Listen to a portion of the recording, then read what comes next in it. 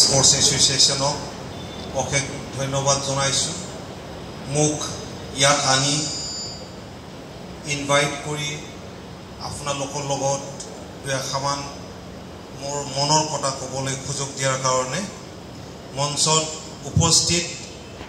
district sports association আপোনালোকে আজি 69 ইয়াৰত ভৰি দিছে ইয়াৰ কাৰণে মই অসম ফুটবল সন্থাৰ হৈ আপোনালোকক মই অশেষ ধন্যবাদ জনাইছোঁ আৰু কংগ্ৰেচুলেট জনাইছোঁ শিলচৰ ডিষ্ট্ৰিক্ট স্পোৰ্টস এসোসিয়েশন যি এটা 1974 শিলচৰৰ কাৰণে এটা গৌৰৱ ইণ্টাৰ ডিষ্ট্ৰিক্ট ফুটবল চেম্পিয়নশ্বিপত চেম্পিয়নৰ যিটো বঁটা বা চেম্পিয়নশ্বিপ টাইটেল আনিবলৈ সক্ষম হৈছিল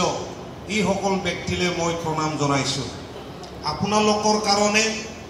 আপোনালোকৰ প্ৰচেষ্টাৰ কাৰণে হাৰ্ড ৱাৰ্কৰ কাৰণে শিলচৰ এটা সময়ত 1974 চেম্পিয়ন হ'বলৈ সক্ষম হৈছিল কিন্তু 1974 পিছত যিটো ৰেকৰ্ডটো চাবলৈ যাওঁ এটা সময়ত আপোনালোকে ৰানাৰ্ছ আপ হৈছিল মই খবৰ পাইছোঁ কিন্তু চেম্পিয়ন লেভেললৈকে যাব পৰা নাই এতিয়া সময় হৈছে আমি চাব লাগিব কিহৰ কাৰণে হোৱাই আমি কিহৰ কাৰণে আকৌ যি 1974 আছিলে এতিয়া আমি কিয় নোৱাৰে হোৱাই ইয়াৰ কাৰণে মই ভাবোঁ শিলচৰ ডিএছে এটা ডাঙৰ সিদ্ধান্ত লৈছে এটা একাডেমি আপোনালোকে আজি মোৰ হাতেৰে আপোনালোকৰ সন্মানীয় এমএলএ দীপায়ন চক্ৰৱৰ্তী ডাঙৰীয়াৰ হাতেৰে আজি উদ্বোধন কৰিলে এটো বহুত ডাঙৰ পদক্ষেপ আৰু আমি তেখেতসকলৰ যিটো ইনিচিয়েটিভ ইয়াৰ কাৰণে ধন্যবাদ দিব লাগিব এটা একাডেমি নহলে এজন ভাল খেলুৱৈ আমি ওলাব নোৱাৰে মই অসম ফুটবল সন্থাৰ সেক্ৰেটাৰী হোৱাৰ পিছতে প্ৰয়াস চেষ্টা এটা চলাইছোঁ কেনেকৈ অসম ফুটবলত এটা ট্ৰেন্সফৰমেশ্যন আনিব পাৰে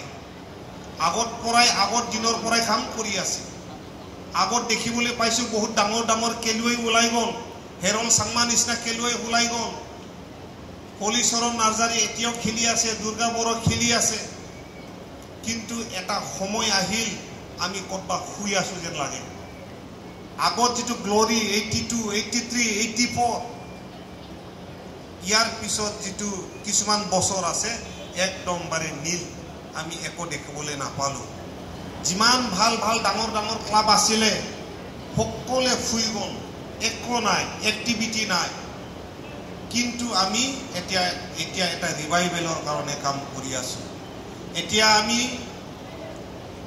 অসম ফুটবল সন্থাই জুনিয়ৰ লেভেলত আমি ষ্টেট লেভেল লীগ পাতিছো আমি আন্ডাৰ 13 ৰ লীগ পাতিছো আন্ডাৰ 15 ৰ কাৰণে লীগ পাতিছো আন্ডাৰ 17 ৰ কাৰণে পাতিছো আৰু সিনিয়ৰৰ কাৰণে আমি আসাম ষ্টেট প্ৰিমিয়াৰ লীগ যিটো লীগ আপোনালোকৰ বহুত বছৰৰ ধৰি বন্ধ হৈ আছিল আমি আকৌ যোৱা বছৰৰ পৰা ষ্টাৰ্ট কৰিছো এতিয়াও চলি আছে আপোনালোকৰ শিলচৰৰ পৰা এটা ক্লাব লেন্ডৰ এফসি আসাম ষ্টেট প্ৰিমিয়াৰ লীগত খেলি আছে সো আমি ফুটবলটো এটা প্ৰফেশনেলিজম লাইনত এতিয়া চাব লাগিব যদি আমি প্লেয়াৰটো উলাব লাগে প্ৰফেশনেলিজম ওয়েট আমি চাব লাগিব আমি আগত ইন্টাৰ ডিস্ট্ৰিক্ট সিনিয়ৰ হিচাপত খেলিছিলো এটা টিম বনাই লৈ গৈছিলো খেলিছিলো তাৰ পিছত আহি পিনি ওনাৰশিপ নাই ডিস্ট্ৰিক্টৰ এক বছৰ তাক ৰাখিব নোৱাৰে এজন প্লেয়াৰক কিন্তু আমি কি ভাবিছো এতিয়া আমি প্ৰফেশনেল ক্লাব জন্ম দিয়াৰ সময়টো আহি গল প্ৰফেশনেল ক্লাব যদি জন্ম নাহে প্ৰফেশনেল একাডেমি যদি জন্ম নহয় আমি ইমান ডাঙৰ সপোন দেখি লাভ নাই এতিয়া আপোনালোকে যে ইয়াত একাডেমি খুলিলে ইয়াত আমাৰ হোম গ্ৰাউণ্ড লোকেলত যিবিলাক ট্যালেন্ট সৰু বাচ্চা তেখেতসকলে ট্ৰেনিং পাব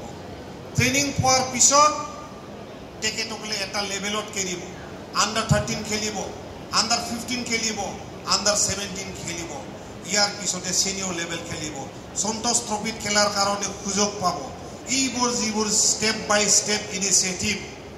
এইটো ব্যৱস্থাটো আমি কৰিবলৈ জানিব লাগিব মই এটা সময়ত